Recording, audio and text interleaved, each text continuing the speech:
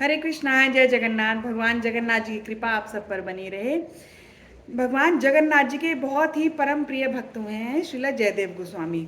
उनकी पत्नी थी पद्मावती, और वो दोनों का इतना अच्छा संबंध था कि श्रीला जयदेव गोस्वामी जो है बहुत ही अच्छी जो है काव्य रचना किया करते थे। और जो वो रचना करते थे उस पर जो है उनकी पत्नी पद्मावती बहुत ही अच्छा नृत्य करके उन लीलाओं पर दिखाया करती थी। तो श्रीला जयदेव गोस्वामी ने जो है गीत गोविंद की रचना की है।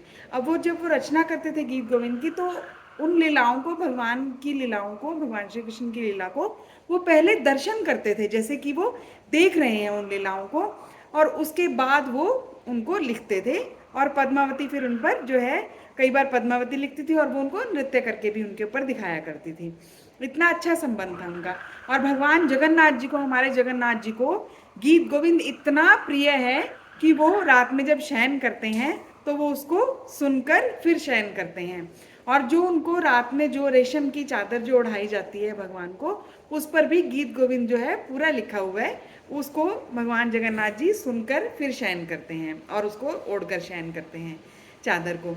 तो एक बार ऐसा ही हुआ जो है, जब जयदेव गोस्वामी एक पद की रचना कर रहे थे, उनको ऐसी स्फूर्ति हुई कि जैसे भगवान श्री कृष्ण राधे रानी का मान भंग करने के लिए उनसे प्रार्थना कर रहे हैं कि आप अपने चरण कमल मेरे शीश पर रखिए। तो वो पद इस प्रकार है, स्मरगरल खंडनम मम शिरसि मंडनम देहि पाद पल्लवम उदारम। तो इसका अर्थ है कि भगवान श्री कृष्ण राधे रानी से प्रार्थना कर रहे हैं कि आप उदार बनो और आप अपना चरण कमल जो है मेरे शीश पर रखो। जब इस प्रकार स्फूर्ति हुई जयदेव गोस्वामी को, तो उनको एकदम तो उनको हो गया, पर फिर उनको बहुत ही अजीब लगा कि ये किस प्रकार से जो है भगवान के जो भक्त हैं वो भगवान के चरण कमलों का सारा दिन स्मरण करते हैं, उनकी सेवा करते हैं। वो किस प्रकार से इसको एक्सेप्ट कर पाएंगे कि उन भगवान श्री कृष्ण की जिनकी वो सारा दिन आराधना करते हैं, वो राधे रानी के चरण कमल को अपने शीश पर रखें। तो इस प्रकार से जब उनको हुआ, तो उन्होंने उन्होंने सोचा नहीं, ये मैं नहीं लिखूंगा इस प्रकार से। और उन्होंने अपनी पत्नी पद्मावती से बोला कि मैं स्नान करके आ रहा हूँ, आप जो है भगवान को भोग लगाकर भोजन तैयार रखना, आकर मैं भोजन करूँगा। वो स्नान करने चले गए नदी में। और जब वो स्नान करने गए तो थोड़ी देर में जयदेव गोस्वामी ने दरवाज़ा खड़काया उनका घर का। तो पद्मावती ने जब दरवाज़ा खोला तो उन्होंने बोला कि मैं वो अपना पूरा कर लूँ जो मैं पद लिख रहा था, उसके बाद तुम मुझे भोजन दे देना। तो उन्होंने, पद्मावती ने बोला ठीक है। तो उन्होंने जाकर वो पूरा लिख दिया और पद्मावती ने उनको भोजन दे दिया थाली में डालकर, और उनको भोजन जो है कराया। तो उन्होंने बहुत ही सुंदर माला, सुगंधित माला पहनी हुई थी जयदेव गोस्वामी ने। तो उन्होंने जब भोजन कर लिया फिर वो चले गए, और पद्मावती भी जो है भोजन करने बैठ गई। तो जब वो भोजन कर रही थी तो इतनी देर में फिर से दरवाजे पर जो है आवाज़ हुई। तो उन्होंने जब दरवाज़ा जाकर देखा, खोला कि कौन है दरवाजे पे, जाकर देखा तो जयदेव गोस्वामी खड़े थे। उन्होंने बोला कि आप, तो उन्होंने बोला, अंदर आकर देखा तो पद्मावती भोजन कर रही थी। उन्होंने बोला आप ठीक हैं, स्वस्थ हैं, कोई दिक्कत तो नहीं है, नाराज़ तो नहीं है कि आप, उन्होंने बोला मैं तो एकदम ठीक हूँ। कह रही फिर आप भोजन कैसे कर रही हैं, आप तो मुझसे पहले कभी भोजन करती नहीं हैं। आमतौर पर पहले जो है पति भोजन करते हैं, उसके बाद पत्नी भोजन करती हैं। तो वो भी ऐसे ही, पद्मावती भी ऐसे ही करती थी। श्रीला जयदेव गोस्वामी जब भोजन कर लेते थे उसके पश्चात वो भोजन करती थी। तो जयदेव गोस्वामी ने बोला कि तुम कैसे भोजन कर रही हो मुझसे पहले, मैंने तो अभी भोजन किया नहीं है, अव्वल तो तुम करती नहीं हो ऐसा पहले तो तुम।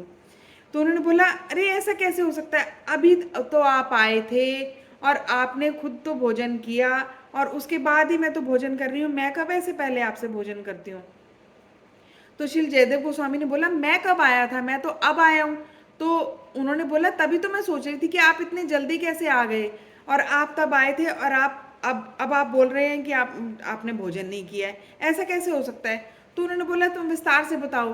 कि उन्होंने बोला कि पद्मावती ने बोला हाँ आप आए थे और आपने जो बोला था कि मैं अभी वो पद जो लिख रहा हूँ वो लिख नहीं पा रहा हूँ, और आकर आपने वो लिखा और उसके बाद आपने मुझे बोला कि मुझे भोजन दो। तो फिर इस प्रकार मैंने आपको भोजन दिया और भोजन कराया आपको।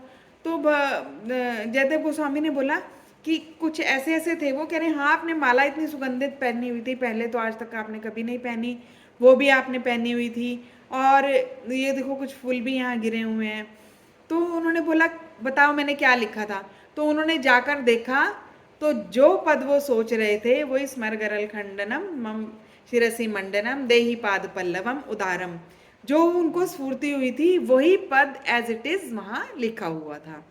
तो अब जयदेव गोस्वामी ने बोला कि वो उनसे पूछा कि वो कैसे दिखते थे, तो उन्होंने पूरा वर्णन किया कि ऐसे दिखते थे। अब जयदेव गोस्वामी ने तो अपनी पत्नी पद्मावती को उनका हाथ पकड़ लिया, उनको प्रणाम किया कि आप कितनी सौभाग्यशाली हो, आपने स्वयं भगवान को भोजन कराया। तो तब पद्मावती को भी आभास हुआ कि हाँ कुछ ऐसा ही हुआ है, क्योंकि जयदेव गोस्वामी तो अब आए हैं, तो वो कौन थे जो वो आए थे, वो स्वयं भगवान आए थे। और उन्होंने बोला कि जो आप लिख रहे हो वो बिल्कुल सही है, ऐसा लिखो, ये एकदम पद सही है, ये मुझे अत्यधिक पसंद है। तो वो पद जो है उसमें गीत गोविंदम में वो पद है। तो इस प्रकार भगवान जो है जगन्नाथ जी जयदेव गोस्वामी से इतना प्रेम करते थे, क्योंकि जयदेव गोस्वामी सदैव उनकी भक्ति में ही लगे रहते थे। उस पद को गीत गोविंदम की रचना करने, दशावतार स्तोत्र की रचना भी इन्होंने ही की है, जयदेव गोस्वामी जी ने। तो इस प्रकार से जयदेव गोस्वामी इतने प्रिय भक्त थे भगवान के कि उनकी की गई रचना को भगवान ने पूरा किया, और उसको ही सुनकर भगवान जो है इतने प्रसन्न होते हैं। बहुत सारे मंदिरों में ये जो गीत गोविंद है भगवान को सुनाया जाता है। अब गीत गोविंद इतना सुंदर रचना है भगवान की लीलाओं की, परंतु उसको जो है भगवान को प्रतिदिन सुनाया जाता है, उसको उसको अभी तक जो है कोई समझ अच्छे से नहीं पाया, वो इतना गंभीर वर्णन उसमें किया गया है। तो इतना प्रिय है भगवान को, जगन्नाथ जी को अपने भक्त जयदेव गोस्वामी और उनकी भक्ति का और उनका लिखा हुआ सब कुछ इतना प्रिय है। तो अगर आपको ये कथाएं पसंद आती हैं तो आप प्लीज़ चैनल को सब्सक्राइब कर दीजिए, और वीडियो को प्लीज़ लाइक कर दीजिए। अच्छा लगता है, लाइक करते हैं तो मुझे भी प्रेरणा रहती है कि आगे मैं भी ऐसी ही लीलाएं आपको श्रवण कराऊं। तो प्लीज़ लाइक ज़रूर कर दीजिए करिए।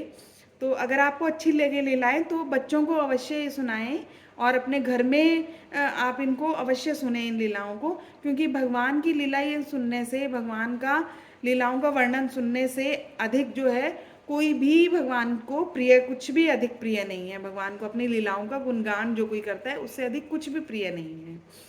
तो ये लीला आपको अवश्य पसंद आई होगी। हरे कृष्णा, जय जगन्नाथ।